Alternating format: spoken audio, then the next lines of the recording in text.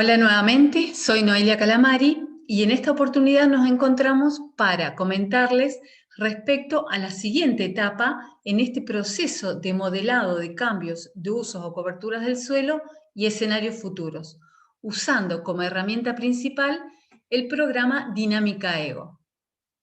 Entonces, en este video les mostraremos los principales pasos de esta etapa y que consiste en estimar posibles correlaciones en los rangos de los pesos de evidencia entre pares de variables de cada transición evaluada, es decir, según las variables que incluimos en el paso inicial de creación de cubo raster y según las transiciones que definimos en el segundo paso, es decir, en el cálculo de la matriz de transición de cada clase o categoría de uso o cobertura del suelo entre el tiempo inicial o tiempo 1 y el tiempo 2 o tiempo final. Los que si van siguiendo los ejercicios serían los años 2008 y 2015 respectivamente.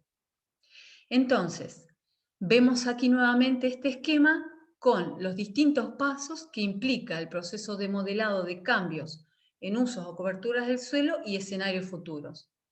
No obstante, ahora y para esta presentación nos enfocaremos en esta fase, que como dijimos recién, consiste en calcular o estimar posibles correlaciones en los pesos de evidencia de las variables y para cada transición evaluada. Bien, repasando un poco, y como vimos en el paso anterior, es decir, el correspondiente al cálculo de los pesos de evidencia, Jesús nos mostró que la probabilidad de transición entre usos o coberturas del suelo de cada píxel se estima según un conjunto de variables explicativas espacialmente explícitas, es decir, a partir de todas aquellas variables que incluimos en el cubo raster. Como vimos, Dinámica Ego utiliza el método bayesiano de probabilidades condicionales para cuantificar o evaluar o medir esta influencia de las variables explicativas en cada transición. Por ejemplo, en el caso de la deforestación o lo que es el cambio de bosque por agricultura, por ejemplo. Muchas veces ocurre, como vemos en estos gráficos, que el patrón de comportamiento de los pesos de evidencia de dos variables está correlacionado.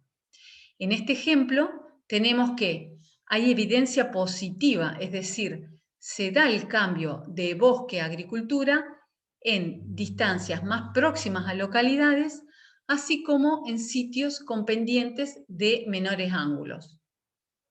Entonces, dado que el supuesto requerido para el cálculo de los pesos de evidencia es la independencia de los datos, es decir, el comportamiento de los pesos de evidencia entre pares de variables explicativas no debe estar correlacionado. Por lo cual, lo que debemos hacer ahora es evaluar la relación entre todas las posibles combinaciones de pares de variables para cada transición. Y en aquellos casos de tener variables cuyos pesos de evidencia se correlacionan, debemos elegir una de ellas. En Dinámica Ego se estiman diversos estadísticos para evaluar esta posible correlación en los pesos de evidencia de las variables.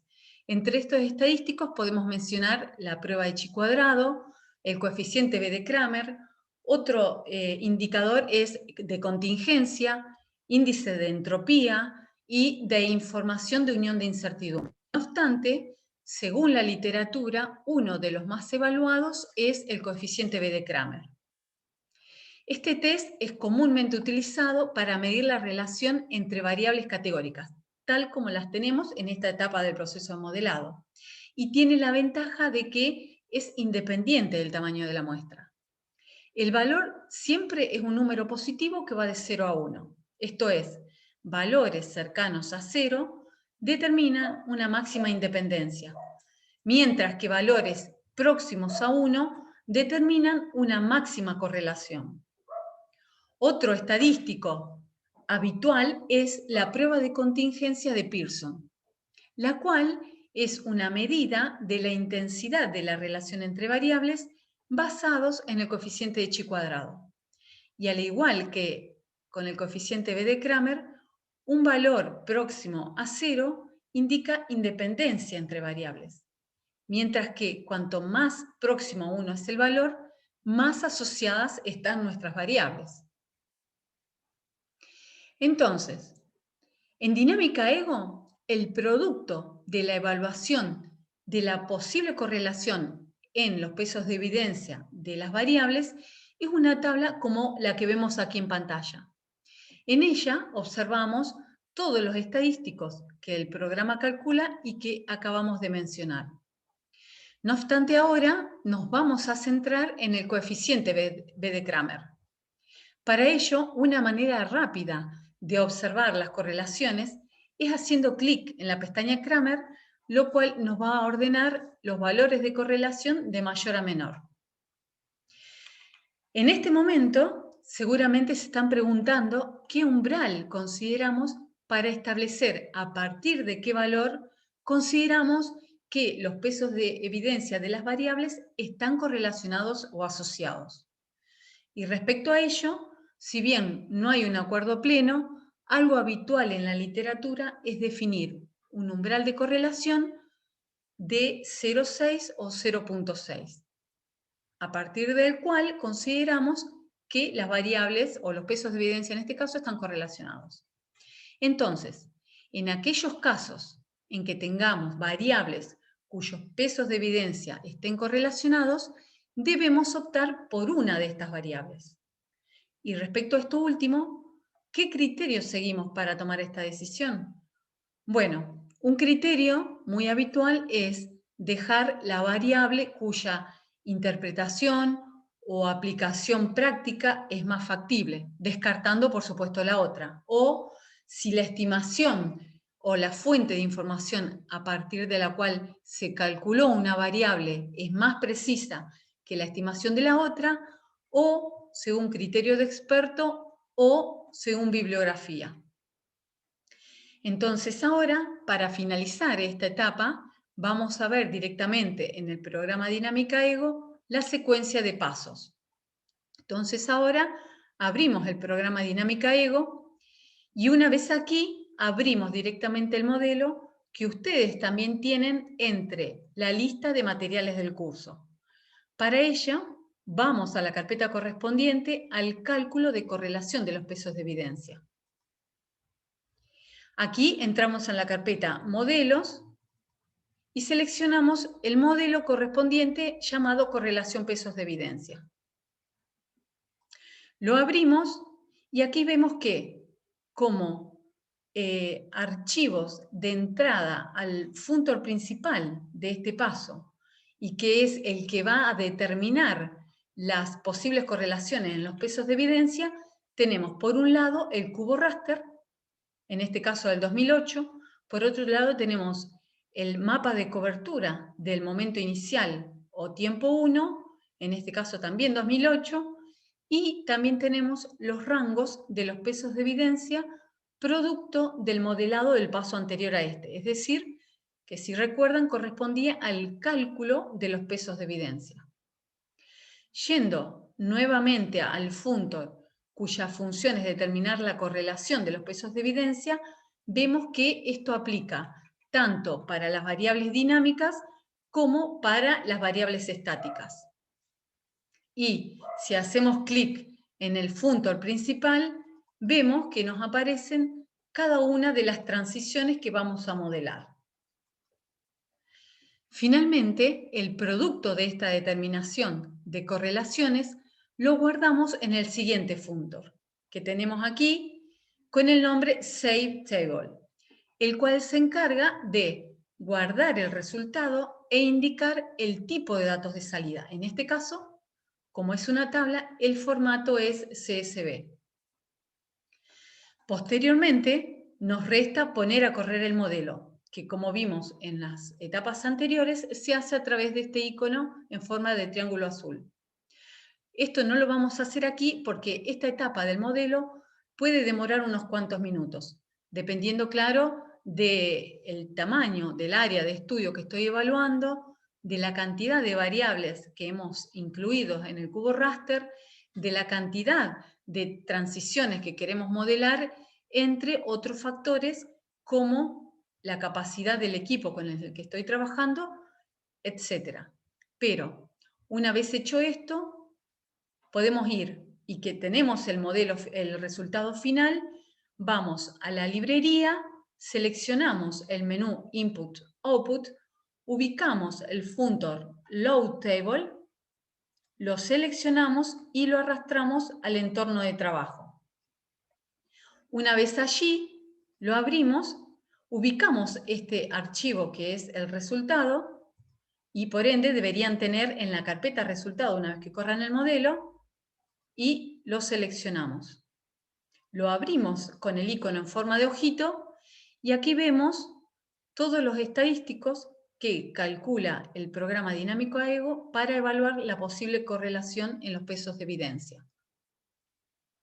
Nos centramos en este caso en la columna correspondiente al coeficiente B de Kramer. Hacemos doble clic para que nos ordene los valores de correlación de mayor a menor y vemos que desde esta fila para arriba corresponde a los pares de variables correlacionados. Entonces, definiendo claro como umbral en este caso el valor de 0.6. Entonces, hecho esto, la fase que sigue es volver al archivo de pesos de evidencia, salimos un momento de este modelo, abrimos el modelo correspondiente a la etapa anterior de cálculos de pesos de evidencia y abrimos el modelo. Una vez aquí, lo que hacemos es ir nuevamente al menú Input-Output, seleccionamos el funtor Load Weight. Este funtor nos va a permitir abrir el archivo correspondiente a los pesos de evidencia, que está guardado con la extensión DCF. Entonces, abrimos este archivo que, si corrieron el modelo, también lo deberían tener en la carpeta resultados. Después de unos segundos, se nos abre una ventana que en la mitad derecha de esta ventana tenemos los rangos de los pesos de evidencia, en forma de gráfico o en forma de tabla.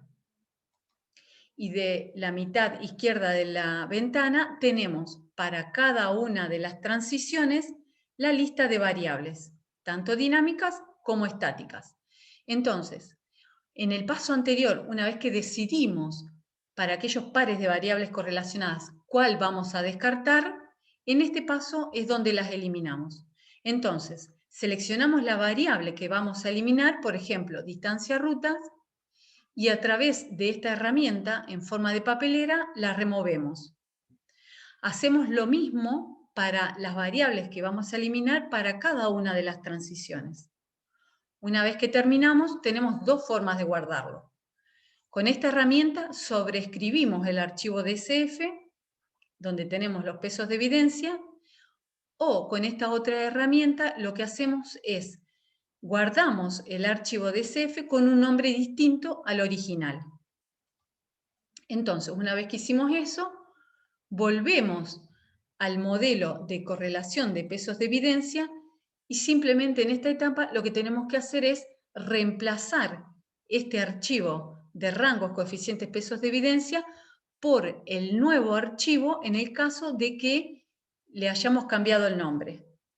Entonces, aquí ya vamos a incluir los pesos de evidencia que no están correlacionados.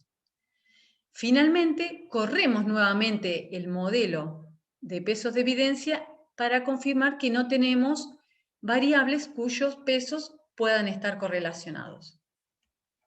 Hecho esto, terminaríamos esta etapa en la que evaluamos la posible correlación de los pesos de evidencia entre las variables que incluimos en nuestro cubo raster. Desde ya, muchas gracias por su atención y continuamos con otros videos correspondientes a las próximas fases de este proceso de modelado de cambios en el uso del suelo y escenarios futuros. Muchas gracias por su atención.